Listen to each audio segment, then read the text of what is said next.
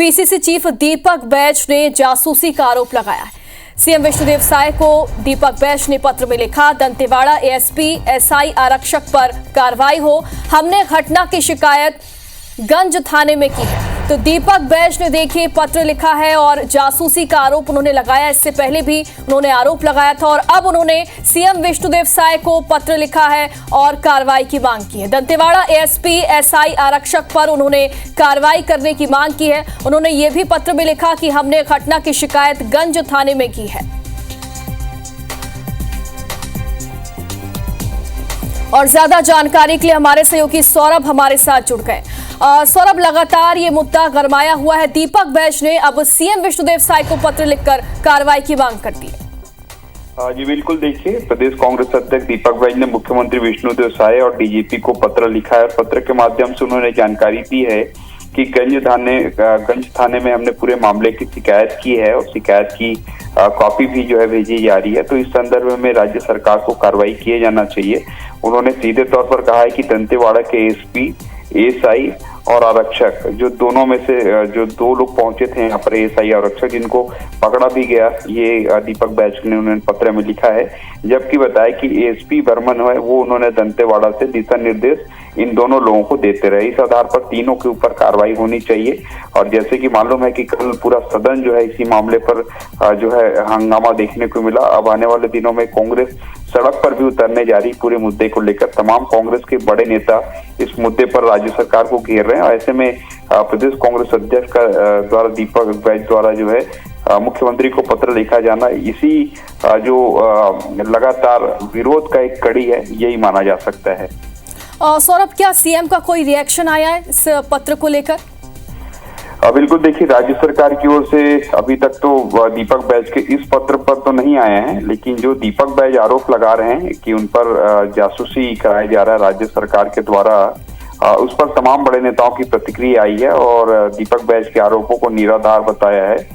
सभी बड़े नेता बीजेपी के, चाहे प्रदेश अध्यक्ष हो या विजय शर्मा हो, विजय शर्मा गृह मंत्री है, कल उन्होंने स्पष्ट तौर पर कहा था कि आखिर किस बात की जासूसी दीपक बैज की राज्य सरकार करवाएगी, आखिर उनके पास है क्या, ये बयान आया था। इसी तरीके से किरण देव, भाजपा के जो प्रदेश अध्यक्ष हैं, उन्होंने कहा था कि जब पूरी जीत हमारी हुई है तो हम क्यों जिला पंचायत और जनपद पंचायत में कांग्रेस समर्थित लोगों को सहयोग लेंगे। इसी तरीके से अरुण साहु डिप्टी सीएम है, संसदीय कार्य मंत्री केदार कश्यप है, ये और मंत्री रामविचार नेता में तमाम बड़े नेताओं की प्रतिक्रिया इस पर आ चुकी है। लेकिन कहीं न कहीं कांग्रेस को लगता है कि इस मुद्दे पर जो है अपनी बात रखना हो सकता है कि उनको फायदा हो, क्योंकि आने वाले समय में जिला पंचायत अध्यक्ष और उपाध्यक्ष का चुनाव होना है और आज ही कांग्रेस बिल्कुल सौरभ, देखना होगा कि अब इस मामले में क्या एक्शन लिया जाता है। शुक्रिया आपका।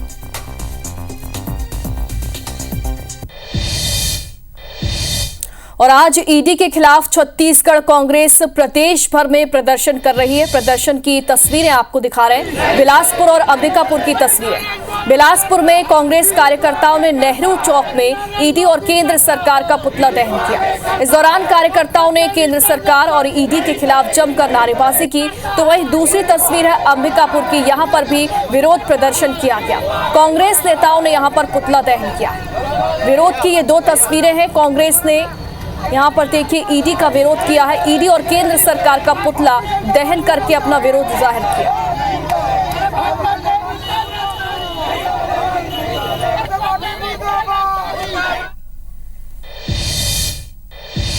और अब बलरामपुर से बड़ी खबर है, यहाँ पर राजस्व की टीम पर हमला हुआ है। जमीन का सीमांकन करने के लिए ये टीम गई हुई थी, इसी दौरान इस पर हमला हो गया। एक पक्ष ने टीम पर बाइक चढ़ाने का प्रयास किया। हमले में आरआई के हाथ में चोट आई है। पुलिस की मौजूदगी में हमला किया गया।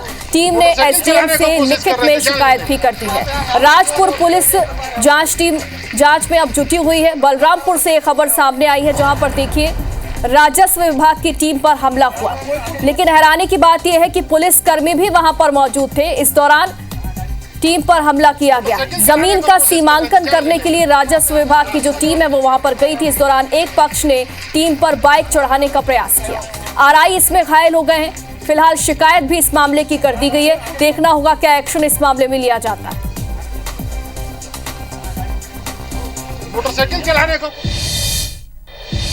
और अब बिलासपुर की तस्वीरें आपको दिखाएंगे। यहां पर एक बदमाश ने शराब पीकर हंगामा किया।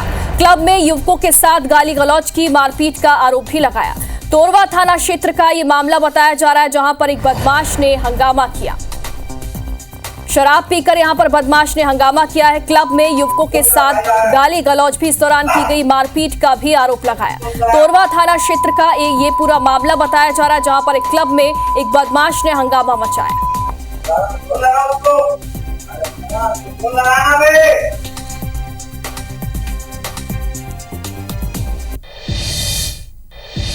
और अब खबर सीतापुर से है। यहां पर एक घर में अचानक आग लग गई। आगजनी में घर में रखा पूरा सामान जलकर राख हो गया, तो वहीं जो कैश रखा हुआ था वो भी जलकर राख हो गया। बताया जा रहा है कि शॉर्ट सर्किट की वजह से यहां पर आग लगी। आसपास के लोगों ने आग पर काबू पा लिया है। मौके पर पुलिस और राजस्व विभाग की टीम भी पहुंची है। विधायक रामकुमार टोप्पो ने पीड़ित परिवार से बातचीत भी की है और पीड़ित परिवार को 10,000 रुपए की सहायता राशि भी दी गई। सीतापुर ब्लॉक के ग्राम ढेलसरा की यह घटना बताई जा रही है, जहां पर अचानक एक घर में शॉर्ट सर्किट की वजह से आग लग गई। हालांकि जो पीड़ित परिवार है उन्हें एमएलए रामकुमार टोप्पो ने 10,000 रुपए की आर्थिक सहायता दी है। चूंकि आगजनी में घर का पूरा सामान जलकर राख हो गया, साथ ही जो कैश रखा हुआ था घर में वो भी आगजनी में जलकर राख हो गया।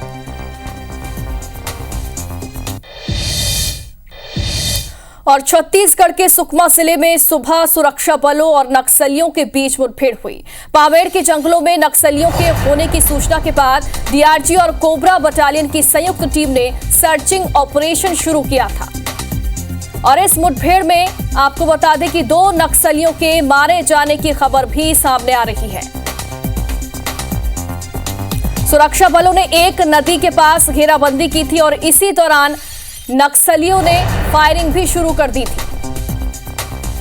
जवानों को एक बड़ी कामयाबी मिली है। सुरक्षा बलों ने भी जवाबी फायरिंग की और 2 नक्सलियों को ढेर कर दिया।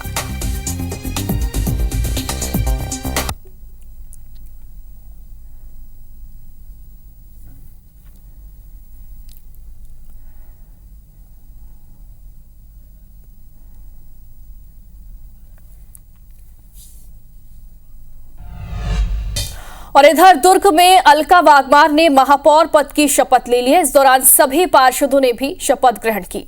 समारोह में गृह मंत्री विजय शर्मा और सांसद विजय बघेल समेत स्थानीय जनप्रतिनिधि भी मौजूद रहे। और निष्ठा रखूंगी तथा भारत। तो अलका वाघमार ने महापौर पद की शपथ ली और इसी दौरान सभी पार्षदों ने भी शपथ ग्रहण की। समारोह में गृह मंत्री विजय शर्मा और सांसद विजय बघेल के साथ ही साथ स्थानीय जनप्रतिनिधि भी मौजूद रहे तथा भारत।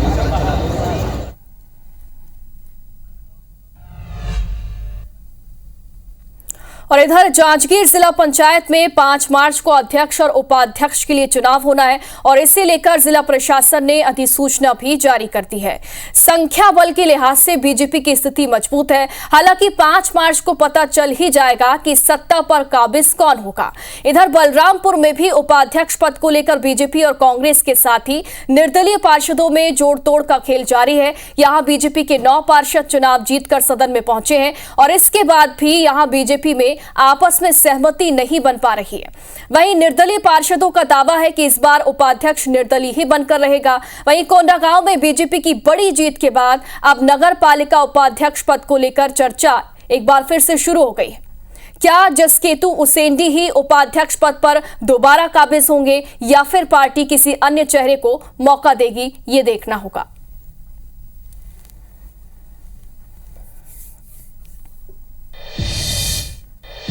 और अब खबर रामानुजगंज से है। यहां पर दंतैल हाथी ने जमकर उत्पात मचाया। छतवा गांव में हाथी ने ग्रामीण के घर को तोड़ दिया, किसान की फसल को भी बर्बाद कर दिया। वन विभाग ने सतर्क रहने की अपील की है। रामानुजगंज से ये तस्वीरें सामने आई हैं, जहां पर एक दंतैल हाथी ने देर रात जमकर उत्पात मचाया। छतवा गांव है, यहां पर हाथी ने ग्रामीण के घर को तोड़ दिया, साथ ही किसान की फसल को भी बर्बाद कर दिया। वन विभाग ने अब लोगों से सतर्क रहने की अपील की है।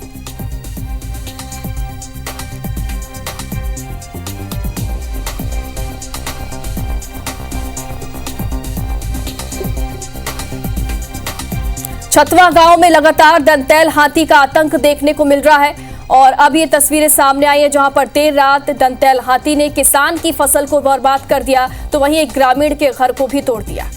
एहतियात के तौर पर वन विभाग ने लोगों से सतर्क रहने की अपील की।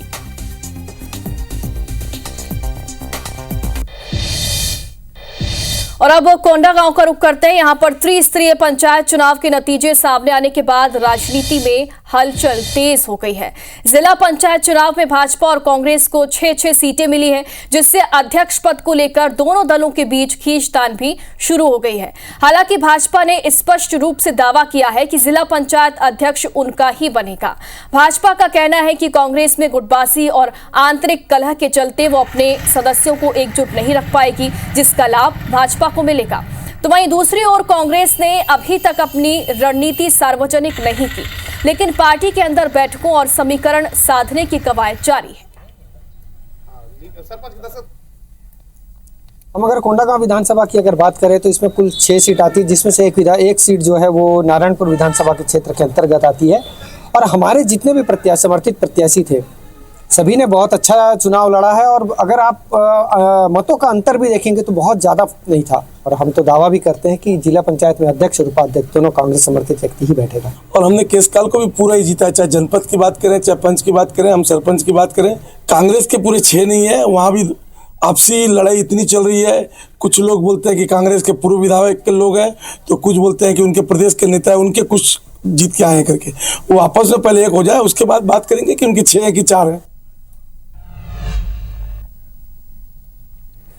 और छत्तीसगढ़ माध्यमिक शिक्षा मंडल द्वारा आयोजित 12वीं बोर्ड परीक्षाएं 1 मार्च से यानी कि आज से शुरू हो गई। एग्जाम के लिए प्रदेश भर में कुल 2397 परीक्षा केंद्र बनाए गए हैं और साथ ही नकल को रोकने के लिए उचित कदम भी उठाए गए हैं।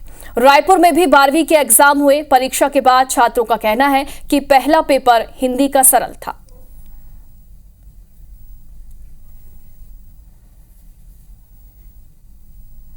छत्तीसगढ़ माध्यमिक शिक्षा मंडल की ओर से आयोजित 12वीं की परीक्षाएं अब समाप्त हो चुकी है। जो स्टूडेंट्स हैं वो आप देख सकते हैं कि परीक्षा दे करके निकल रहे हैं। सीधे उनसे बात करते हैं और जानते हैं कि किस तरह से जो उनका एग्जाम है वो गया है। कैसा एग्जाम गया आपका?